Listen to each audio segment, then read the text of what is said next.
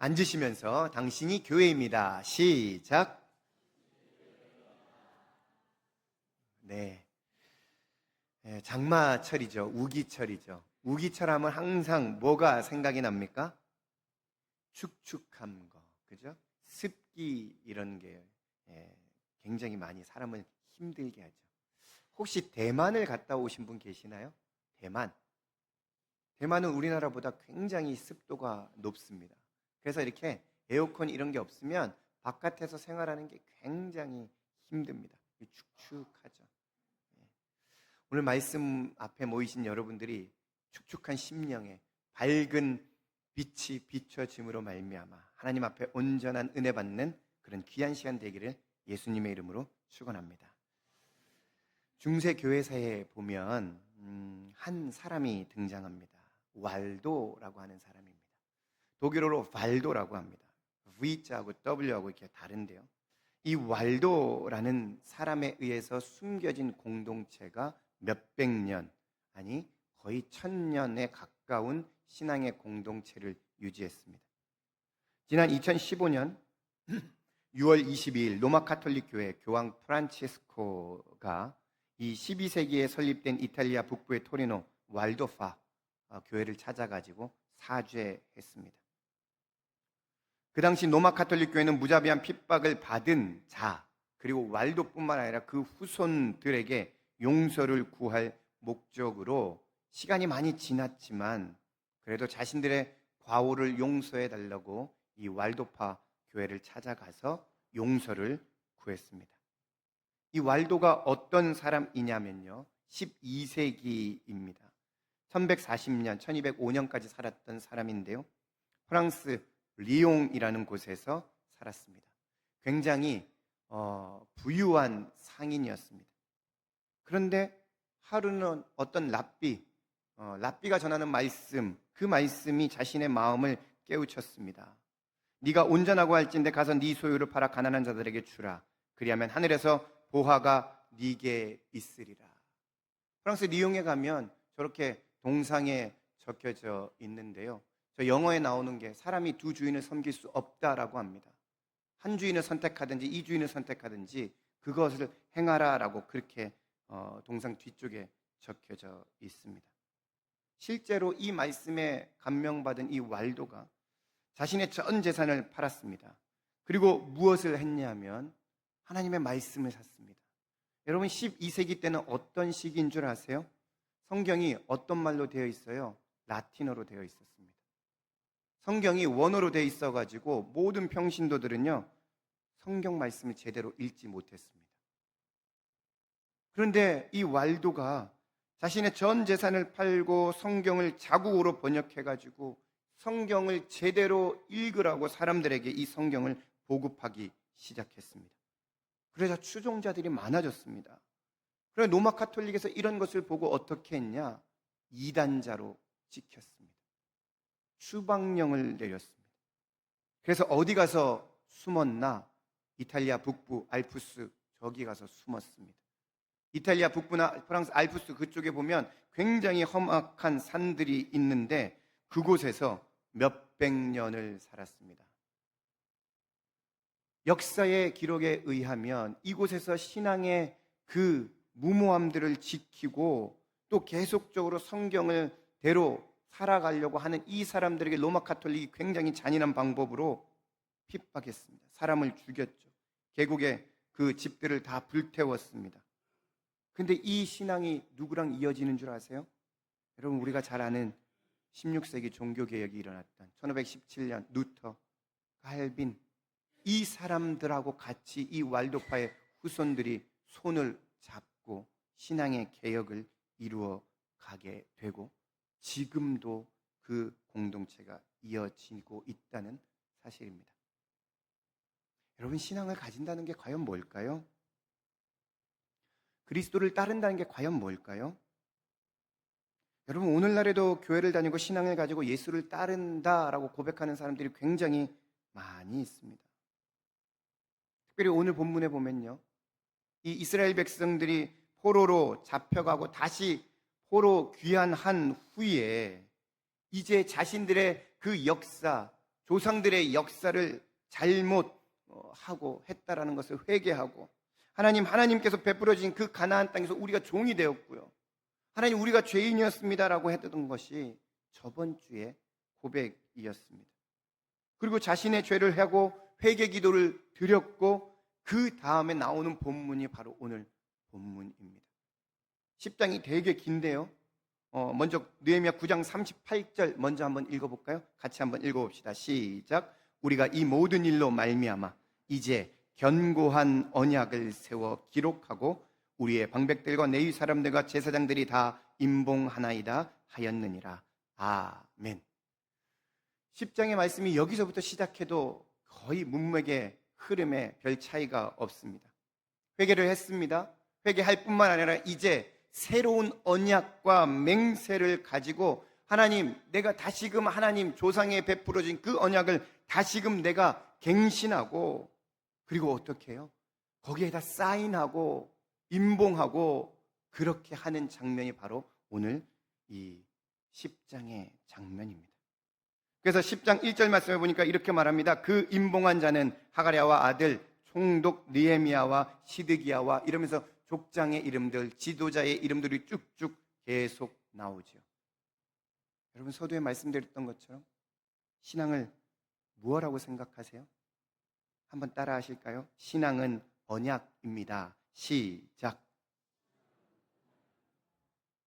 여러분, 신앙은 언약이다. 우리가 방금 얘기를 했는데요. 이 말 안에는 굉장히 깊은 의미가 있습니다. 이 신앙은 언약입니다. 언약을 갱신하고 기록하고 이 견고한 언약을 다시 세워서 임봉합니다. 여러분, 이 말에는요, 다시금 우리가 조상 때 하나님께서 택하셨던 그 마음으로 돌아가겠습니다라는 그런 의미가 있는 겁니다. 오늘 본문을 여러 가지로 나눌 수 있는데 1절부터 27절까지는요 그들의 명단이고, 이 명단에 세 그룹이 나옵니다. 첫 번째는 제사장 그룹, 두 번째는 레위 그룹, 세 번째는 귀족들입니다. 왜 이들을 먼저 언급했을까요? 이들이 지도자이기 때문에 그렇습니다. 지도자이기 때문에 먼저 솔선수범해서 하나님의 언약에, 이렇게 하나님의 언약을 다시금 약속합니다. 다시금 맹세합니다 라는 그것을 보여주기 위함이죠. 언약은 우리가 생각하는 약속, 계약 이런 것과 완전히 다릅니다. 특별히 고대 언약을 맺었던 상황들을 한번 살펴보시겠습니까? 아브라함과 하나님과의 맺었던 언약, 얼마나 끔찍한 언약인 줄 여러분 아십니까? 한번 창세기 말씀 나오는데요, 거기 한번 보시죠. 창세기 15장 9절, 10절, 17절, 18절입니다. 같이 한번 읽어볼까요? 시작. 여호와께서 그에게 이르시되 나를 위하여 3년 된 암소와 3년 된 암년소와 3년 된 수량과 산비둘과 집비둘기 새끼를 가져올지니라. 아브라함이 그 모든 것을 가져다가 그 중간을 쪼개고 그 쪼갠 것을 마주 대하여 놓고 그 새는 쪼개지 아니하였으며. 17절이요. 해가 져서 어두울 때 연기나는 화로가 보이며 타는 횃불이 쪼갠 고기 사이로 지나더라. 18절이요. 그날에 여호와께서 아브라함과 더불어 언약을 세워. 아멘. 거기까지만 보시죠. 아브라함과 하나님의 언약을 세웠는데 이것이 고대 근동의 그들의 방식대로 체결하는 언약의 방법입니다. 여러분, 언약을 왜 이렇게 했을까요? 언약이 히브리어로 베리트라고 하는 건데요, 이 언약의 히브리어 개념에는 뭐가 있냐면요, 자르다, 나누다, 그리고 자른 것을 다시 봉합하다, 묶다, 결합하다, 이런 의미가 있습니다. 그런데 창세기 15장 10절 말씀 보세요. 아브라함이 그 모든 것을 가져다가 그 중간을 쪼개고 쪼갠 것을 마주대해서 놓고, 그러면 어떤 상황이 벌어져요? 쪼개고 벌어지고, 그럼 뭐가 나옵니까? 피가 나온 거죠. 우리가 생각하는 언약은 우리의 생명을 담보로 하는 겁니다. 그냥 옆 사람하고 손 이렇게 해보세요. 새끼손가락 해보세요. 새끼손가락 약속해보세요. 약속, 옆 사람하고 약속해보세요. 약속. 이건 언약이 아니에요. 그냥 새끼손가락 하면 우리의 영혼이, 우리의 우정이 영원하다 이렇게 하는데, 여기에, 여러분, 여기에 뭐가 있어요? 생명의 담보가 있어요? 맹세가 있어요? 아니요. 고대 근동에서는 언약을 체결할 때 우리 민족과 너희 민족이 언약을 한다. 그럼 우리와 너희는 하나야. 너희 죽을 때 우리도 죽고, 우리 전쟁할 때 너희가 와서 어떻게 하라고요? 생명 걸고 도와주라 라고 하는 그런 개념이 있는 겁니다. 그런데 이 언약을 갱신하는 것에 누가 앞장섰다고요? 느헤미야, 제사장, 레위인들, 귀족들이 앞장섰다라고 합니다. 심지어 뭐라고 하는지 아세요? 오늘 본문 말씀 29절입니다. 같이 한번 읽어볼까요? 시작. 다 그들의 형제 귀족들을 따라 저주로 맹세하기를 우리가 하나님의 종 모세를 통하여 주신 하나님의 율법을 따라 우리 주 여호와의 모든 계명과 규례와 율례를 지켜 행하여. 무슨 말 하는 거냐면요, 그 형제들이 귀족을 따라 저주로 맹세하는 걸 저주했다는 의미가 아니고요, 맹세하면서 하나님 이 맹세를 지키지 못하면 하나님께서 주시는 어떠한 저주라도 달게 받겠습니다. 하나님과의 언약을 무엇보다도 최고의 우선순위로 살겠습니다. 그런 의미가 이 안에 있다라는 겁니다. 여러분, 공동체가 회복하려면, 그리고 공동체가 영적인 갱신을 하고 새롭게 하기 위해서는 어떤 게 먼저 선행되어야 될까요? 지도자만 먼저 앞에 나가서 언약을 갱신하고, 그리고 그냥 나머지 평신도들은 그냥 따라가고, 이렇게 해야 될까요? 그렇게 생각하지 않습니다. 공동체가 회복하려면 모두가 지도자, 모두가 리더라는 생각을 가져야 하죠. 왜요? 우리 세상에 나가면 리더입니다. 우리 세상에 나가면 사람들이, 믿지 않는 사람들이 우리를 그리스도인이라고 생각해서 보게 됩니다.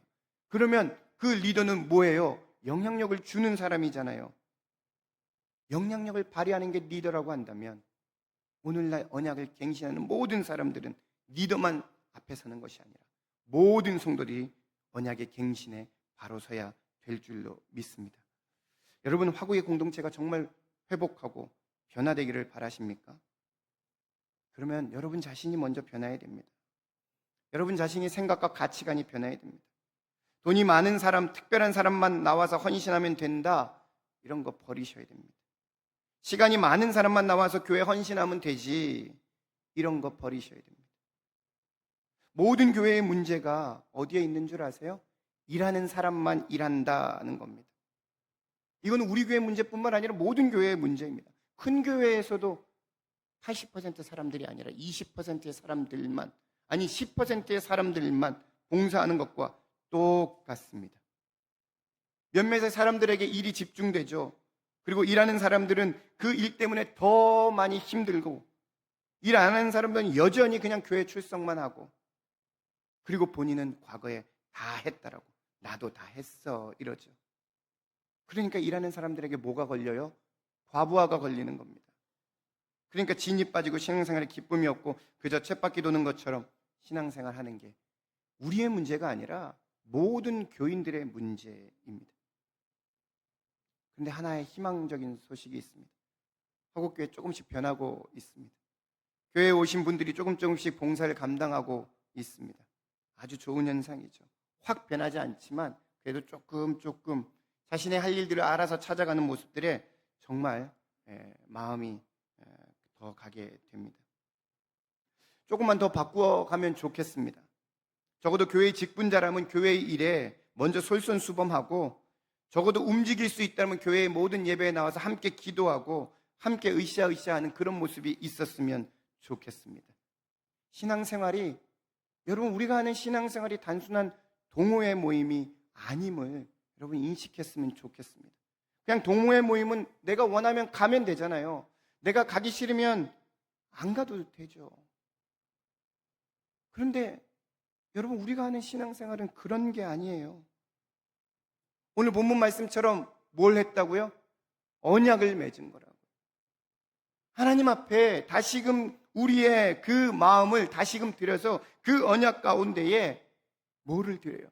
생명의 담보를 전제로 해서 하나님, 내가 믿음으로 하나님 말씀 따라가겠습니다. 그렇게 고백하는 게 이 언약 안에 있는 이야기입니다. 여러분, 주위에 연세 많으신 분들이 신앙생활 하는 거 보세요. 나도 연세가 많으면 저렇게 신앙생활 하겠다? 잘 안 됩니다. 잘 안 돼요. 시간이 많으니까 저렇게 하지 몸이 잘 움직여지지 않습니다. 여러분, 점점점 나이가 많이 많으면 많을수록 더 편한 거 찾게 되지 불편한 거 찾지 않습니다. 근데 주변에 나이 많으신 분들, 시니어이신 분들 한번 신앙생활 하는 거 보세요. 정말 열심히 하십니다. 그들이 막 교회 예배 나와서 청소하고 또 금요기도에 나오고 또 휠체어 타고 오고 뭐 어쨌든 자신이 할 수 있는 거 최선을 다해서 합니다. 적어도 우리가 하나님 앞에 신앙을 언약으로 맺었다라고 한다면 우리의 신앙생활을 다시금 한번 되돌아봐야 됩니다. 계약은 그냥 우리가 부동산 계약하는 것은 재산이 서로 왔다 갔다 하는 그런 것이잖아요. 서로 물물교환하는 것이죠. 이익과 사리에 그 계약이 수반되어 있잖아요. 그런데 언약은 그런 게 아닙니다. 완전히 자기를 희생하고 내어주는 충성이 반드시 포함되어야 합니다. 계약은 잠시인데 언약은 신실하신 하나님과 맺은 것이기 때문에 영원한 것이죠. 여러분, 우리가 예수 그리스도를 주로 고백했습니다. 그 예수 그리스도 때문에 우리의 언약이 영원한 언약이 된 줄 믿으시길 바랍니다. 하나님께서 그 예수 그리스도의 피로 말미암아 내가 너희를 예수의 피값으로 샀고 그 예수 그리스도의 피값 때문에 내가 너희를 너무나 사랑한다. 이것이 영원히 가야 됩니다. 우리가 성찬식을 왜 할까요? 날마다 예수 그리스도의 구속하심을 기념하기 위해서 성찬식을 하죠. 누가복음 22장 20절 말씀해 보니까 저녁 먹은 후에 잔도 그와 같이 하여 이르시되 이 잔은 내 피로 세우는 새 언약이니. 어떤 언약이라고요? 새로운 언약. 예수 그리스도 때문에 하나님과 새로워진 언약이 성찬식 할 때마다 기억되어져야 합니다. 하나님과 맺은 언약이 그냥 신실한 거, 그냥 손가락 걸고 약속한 게 아니구나. 그냥 계약한 게 아니구나. 생명을 담보로 하는, 그래서 내 온 마음과 온 생애를 다하여 하나님 앞에 정말 헌신해야 되겠다. 이런 귀한 결단이 여러분의 입술 가운데에 고백되어지기를 예수님의 이름으로 축원합니다. 그러면 여러분, 이스라엘 백성들이요, 이렇게 언약을 갱신했습니다. 지도자들이 다 언약을 갱신했습니다. 그런데 오늘 본문 말씀해 보면 그것이 이제 하나씩 나타납니다. 다음 주에도 이 언약 갱신에 대한 것들을 보게 될 텐데 오늘은요 30절 말씀을 통해서 한번 또 그들이 무엇을 구체적으로 실행했는지를 한번 살펴보겠습니다. 30절 한번 같이 읽어볼까요? 시작. 우리의 딸들을 이 땅 백성에게 주지 아니하고 우리의 아들들을 위하여 그들의 딸들을 데려오지 아니하며. 30절에 뭐라고 말하냐면 언약을 갱신하고요, 이제 이 언약이 구체적으로 행동으로 시작되어야 되는데 그게 어디에 실천됐냐면 결혼에 실천되었습니다. 한번 따라 하시죠. 결혼도 언약입니다. 시작. 이스라엘 백성이 언약을 갱신하고 가장 먼저 손을 댄 개혁이 뭐냐면 바로 결혼 문제였습니다. 그동안 귀향한 이스라엘 백성들은 지난 수십 년 동안 누구랑 결혼했냐면 이방 사람들하고 결혼했습니다. 그리고 그런 결혼은 그냥 방관했습니다. 심지어 제사장들도 결혼했습니다. 이방인의 아내를 맞이하는 것 그렇게 별 부끄러움이 없었습니다.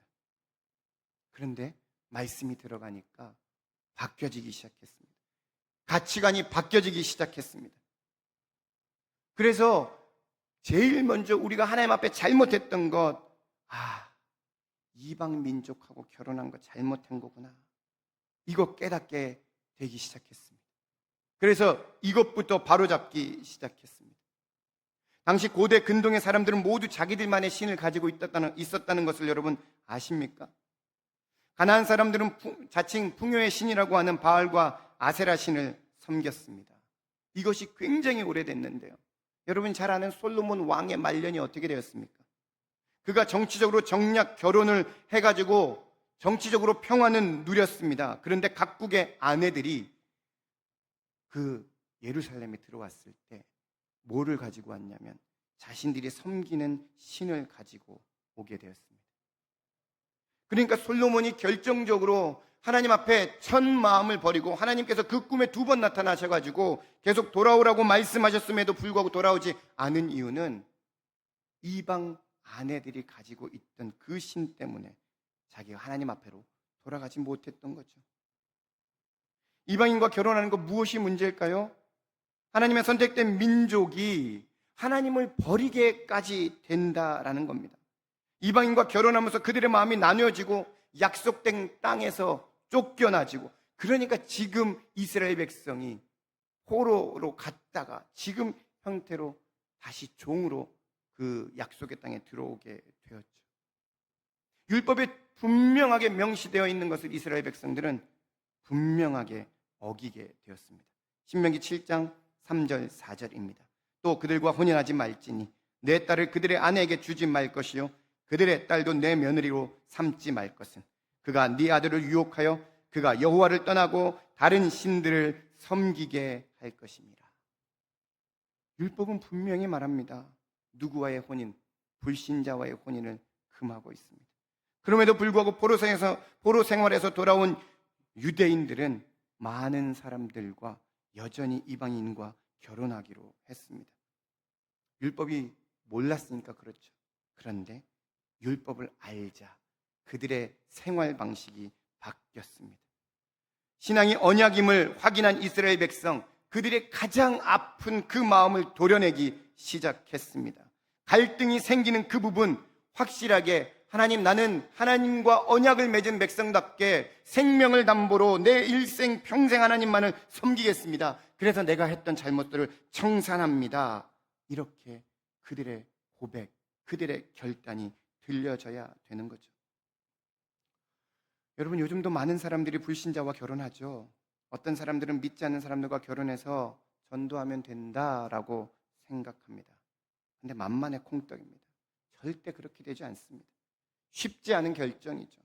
잘못된 결정입니다. 신약에서도 사도 바울이 뭐라고 합니까? 믿지 않는 자와 멍에를 뭐라고요? 함께 매지 말라라고 합니다. 고린도후서 6장 14절 15절 말씀 같이 한번 읽어봅시다. 시작. 너희는 믿지 않는 자와 멍에를 함께 매지 말라. 의와 불법이 어찌 함께하며 빛과 어둠이 어찌 사귀겠느냐. 15절. 그리스도와 벨리알이 어찌 조화되며 믿는 자와 믿지 않는 자가 어찌 상관 있으리요. 아멘. 율법과 신약의 말씀에서 분명하게 얘기하고 있습니다. 그런데도 많은 성도들이 말씀을 어기면서 굳이 전도하면 된다라고 하는 그런 것이 과연 어디에서 나왔을까요? 아마도 모르긴 해도 신앙과 인품을 보는 대신에 재산과 인물과 가정 배경 이런 것에 더 눈이 더 혹하지 않았을까요? 신앙적인 문제는 그냥 덮어두자. 그냥 지금 대기업에 다니고 지금 돈 많이 벌고 아파트가 몇 채 있고 이게 더 중요하지 않나? 이렇게 생각하는 사람들이 우리 성도들 가운데도 많이 있습니다. 그런데 한번 잘 생각해 보세요. 여러분, 아무리 여러분 이렇게 정말 이렇게 믿음 좋은 사람하고 결혼했다 하더라도 여러분 부부싸움 합니까? 안 합니까? 안 하죠. 네. 믿음 좋은 사람하고 결혼했으니까 부부싸움 안 하죠. 아니, 그런데 가만히 보면 믿음 좋은 분들도 결혼 생활하면서 부부싸움 하죠. 뭐 때문에 부부싸움 해요? 네, 믿음 생활하는 것 때문에 부부싸움 합니다. 아니, 나는 신앙의 이게 레벨이 이 정도 되는데 아니, 헌금은 왜 저만큼밖에 안 드려? 아니, 교회에서 봉사는 왜 저거밖에 안 해? 아니, 조금 더 내 신앙의 기준으로 조금 더 헌신하고 뭐 이렇게 했으면 좋겠는데 상대방은 이것도 괜찮아 이러면서 싸우지 않습니까? 믿음의 사람도 이렇게 싸워요. 근데 심지어 믿지 않는 사람하고 같이 신앙생활 할 수 있을까요? 같이 교회 가자고 할 수 있을까요? 아예 신앙이 없는 사람들하고 한번 생각해 보세요. 어느 한쪽이 교회 간다고 하면 교회 왜 가? 뭐 하루하루 등산 간다고 이렇게 둘러댈 수는 있겠는데 그게 계속 그렇게 할 수는 없잖아요. 아무리 믿음 좋은 남자도 여러분 불신자, 믿지 않는 여자 이길 수 있을까요? 없을까요? 없습니다. 동의하지 않으셔도 어쨌든 없습니다. 마찬가지입니다. 돈 많고 명예가 있는 남자 그리고 그런 집안이라면 여러분 아무리 믿음 좋은 그 아내라고 여자라고 할지라도 그것을 이길 수 있을까요? 아니, 믿음으로 기도하고 승리하면 되지 얼마나 힘이 많이 빠질까요? 여러분, 인생이 그렇게 길지 않잖아요. 그래서 같은 신앙 고백하는 사람들이 함께 신앙 고백하고 선교하고 전도하고 선한 일해도 여러분 모자란데, 믿지 않는 사람들끼리 같이 믿음을 위해서 이렇게 끌어주고 이렇게 하는 것보다 이렇게 하는 것에 소진한다고 생각해 보세요. 얼마나 시간 낭비가 많아요. 더구나 믿지 않는 사람들과 결혼하면서, 그리고 신앙적인 가정을 이루기 위해서 정말로 열심히 노력하는데, 근데 그 안에서 갈등이 나타나면 자녀들은 과연 무엇을 보고 자랄까요? 맨날 싸우는 부부에서 인격 좋은 아이들 나타날까요?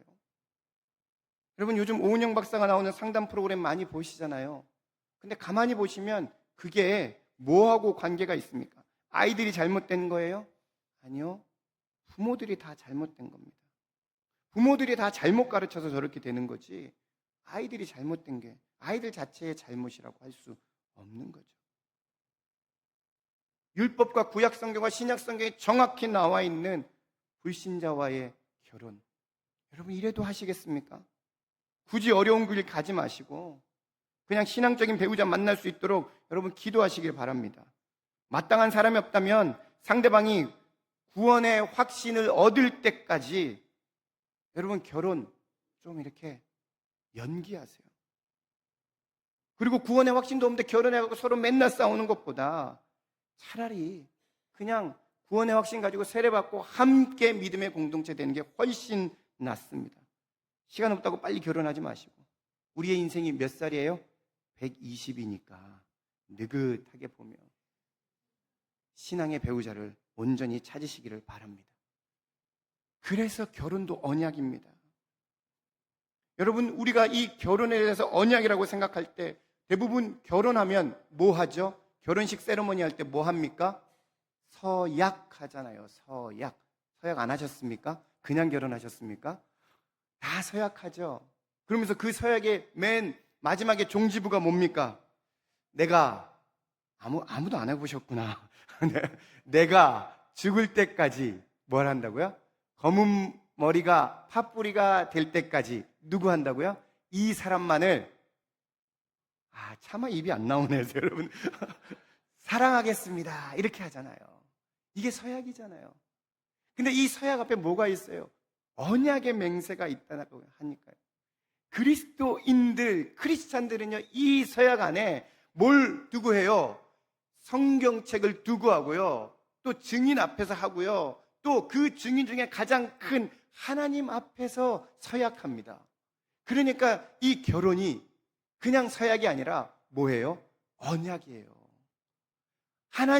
내가 하나님께서 보내주신 이 배우자를 목숨 걸고 생명 걸고 사랑하겠습니다. 끝까지 사랑하겠습니다.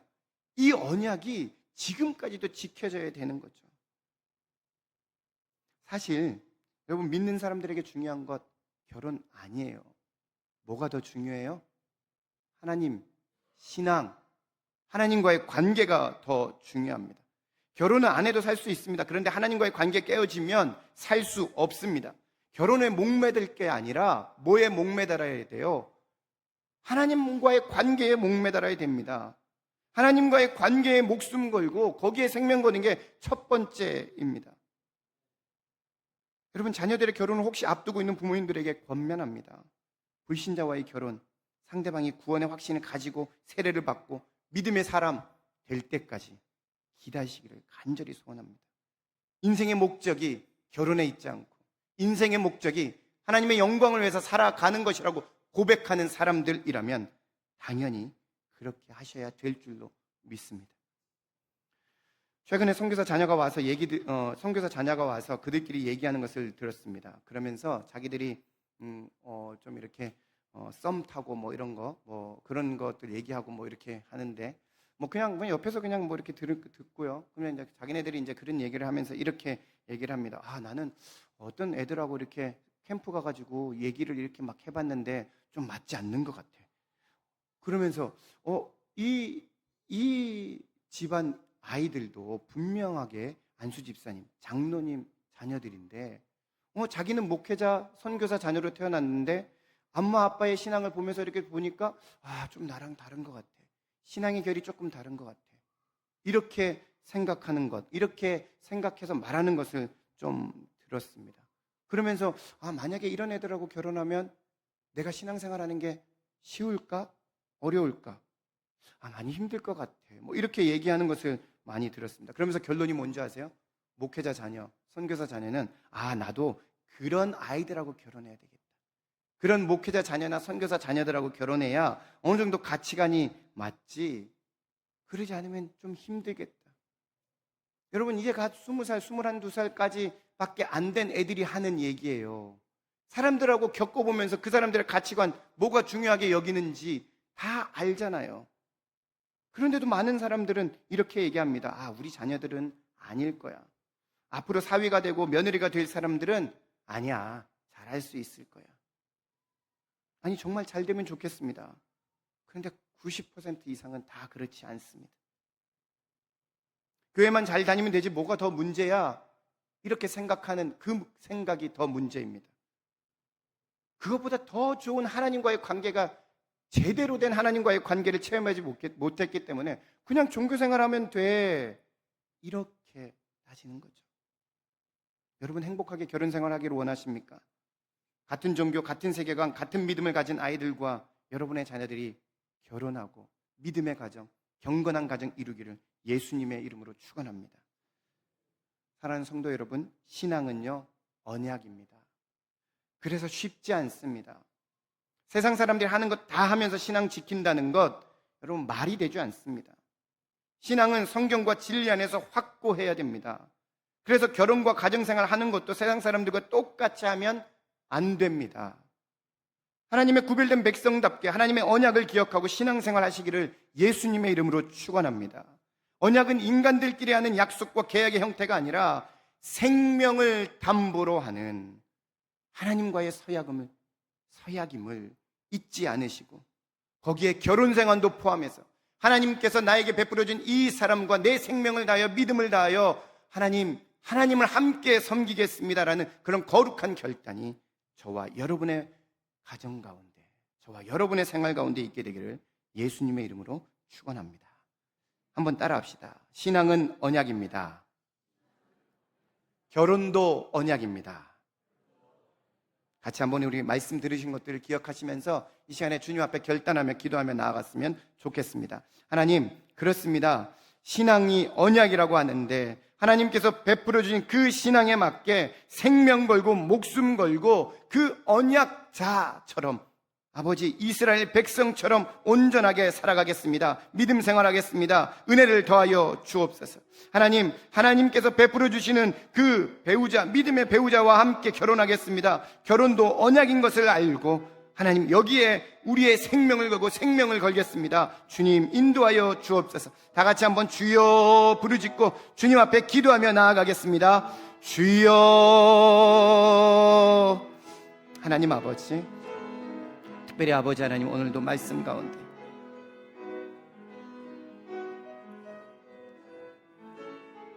하나님, 신앙은 언약이라고 말씀하셨는데 아버지 하나님, 언약이 참으로 하나님 우리에게 무거운 마음을 줍니다. 그럼에도 불구하고 예수 그리스도께서 나를 위해서 십자가에서 죽으신 그 피, 그 생명을 담보로 하는 아버지 하나님 신앙적인 결단이 우리 성도들 가운데 있게 도와주시옵소서. 하나님 아버지, 신앙이 아버지 우리의 삶 가운데 하나님 골고루 나타나기를 간절히 소원합니다. 결혼과 직장과 여러 아버지 하나님 사회생활 가운데서도 하나님의 백성답게 살아가는 저희들 될 수 있도록 주님 은혜 베풀어 주시옵소서.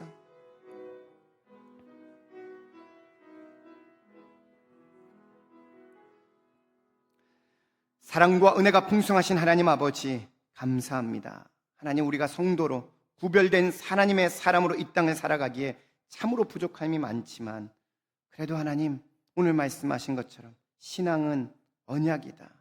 결혼도 언약이다. 하나님, 이 언약에 우리의 생명을 담보로 하고 생명을 걸고 신앙생활하고 생명을 걸고 결혼생활하는 저희들 될 수 있도록 은혜 베풀어 주옵소서. 예수님의 이름으로 축복하며 기도하옵나이다. 아멘. 찬송가 211장